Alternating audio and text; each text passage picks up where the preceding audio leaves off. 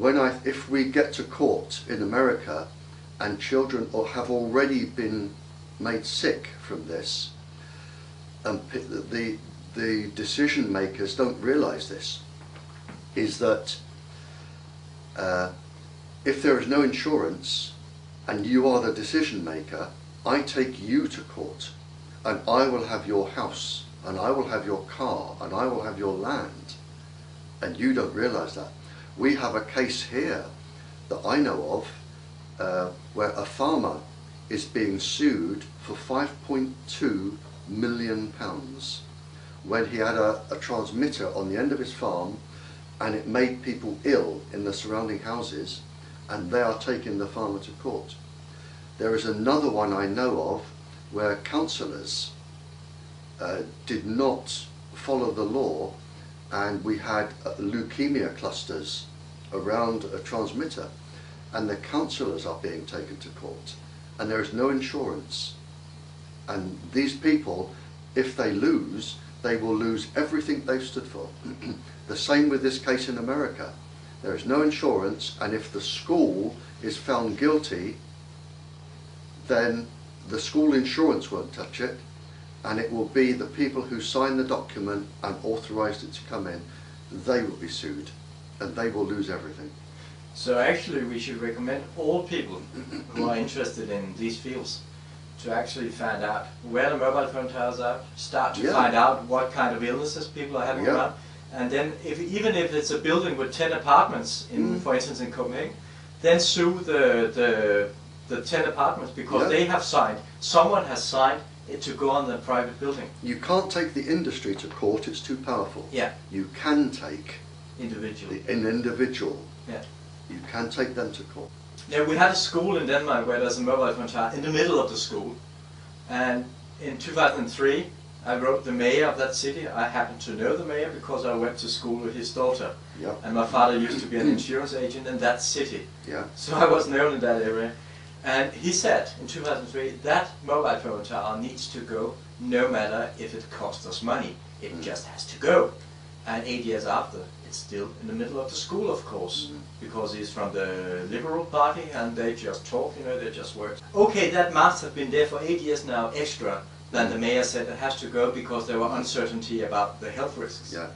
And that means actually the people living around there really have a very good argument, because the mayor actually said that it had to go. The problem is, when you sign, and people don't realise this, when you sign to have a transmitter on your land, like our farmer that's being sued, you sign to take responsibility for it, all of its health problems. So the industry are totally clear. You sign to say you take responsibility for it because you're taking money to have it on your land. Yeah. You take responsibility for all of the legal documents that, you know, that are thrown at you. But people don't know that. No, they just sign because they get the money. Yeah, and you can, for instance, the farmer here can be sued for the ill health. You can also take the people to court if your property is devalued. So if somebody puts a transmitter up outside your house and the value goes, you can take the company to court because they have devalued your property. And I also mean, that I wanted to say is that if you have this mobile phone tower and you say, well, we just knock it down then. We take it down, if the industry don't, then they will give a penalty. A huge penalty. They cannot get out of these contracts. They are 10 years, 15 years, 20 years contracts. We had one here, a school here. They had a mobile phone tower in the school. They signed for 5 years. Okay. At the end of 5 years, they said, it's making children sick, the contract's finished, take it away. And they said, no. They said, you have agreed to have the tower here permanently. You have only agreed to take the money for 5 years. Now, you can take the money if you want for another 5 years and another 5 years, but the tower stays. So you can't actually get the towers taken down. You agree to take the money. And that's where the tricky part comes in, and where you take the money. And if you decide you want to break the contract, they will charge you all of the money they would have made for that. Once you've signed the contract, and this is what I find the problem with some of the countries that I visit, when you have one person who says, I will allow all of these in, and you sign the contract, the cost of breaking the contract is absolutely phenomenal. Because they will say, well look, we would have made all of this money and all of this, and you've broken the contract, we are going to sue your country for however many billions. And they bring all their lawyers. Yeah. Oh, one of the court cases I was in, they turned up with a Land Rover, a long wheelbase Land Rover of lawyers. The second Land Rover had the documents. A Land Rover of lawyers. I mean, they're very powerful. And you, when you sign this, you have no idea what you're signing. But I always thought about, okay, if it is so safe as they try to convince people about, why then pay them money to have it on the buildings? When the money part comes in, that says this is mammon. This is really to make people interested in getting it, not thinking further ahead. The industry has a policy. It targets the poor or the people who need money. In many countries, the biggest transmitters go up in the poorest areas because they don't have the ability to fight.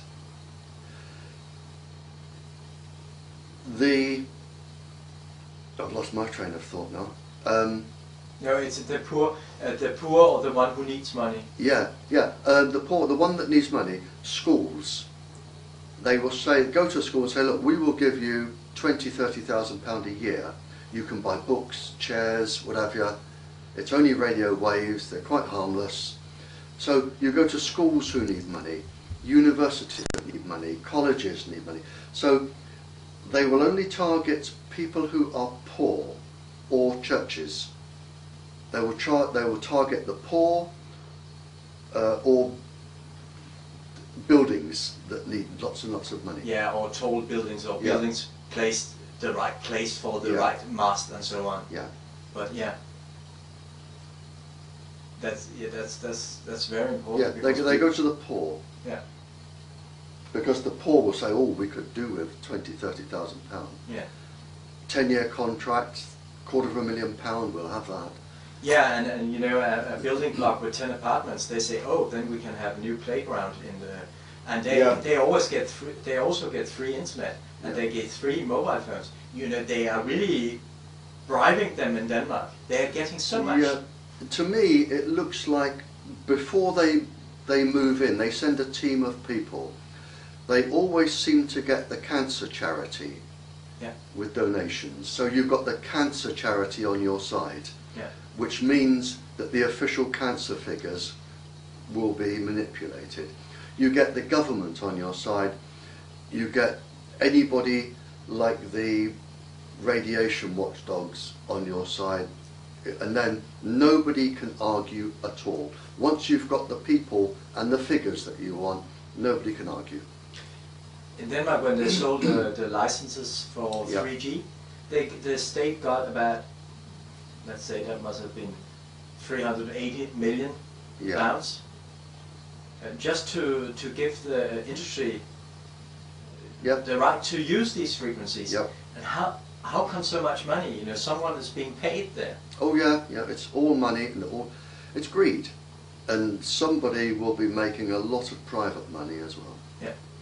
And this is what it is. Yeah. They are taking money for killing people. So, I know we're not allowed to say it, but it's God or Mammon, and they choose Mammon, and we need to come back to the right way where we start. Money should only be a means to create things and to do good things, and it should not be a value because it isn't a value or it isn't a goal. It's just to do something. Yeah. Okay. In my mind, they are taking money to kill people, and in fact, they're killing children. They are taking money to kill children and give women breast cancer. And that again, the and Cancer Institute benefits from when they have to do the mammography and everything. well, the Cancer Institutes benefit because you see it on adverts on television. Yeah. You say, oh, lots of people are getting cancer, donate so we can do research.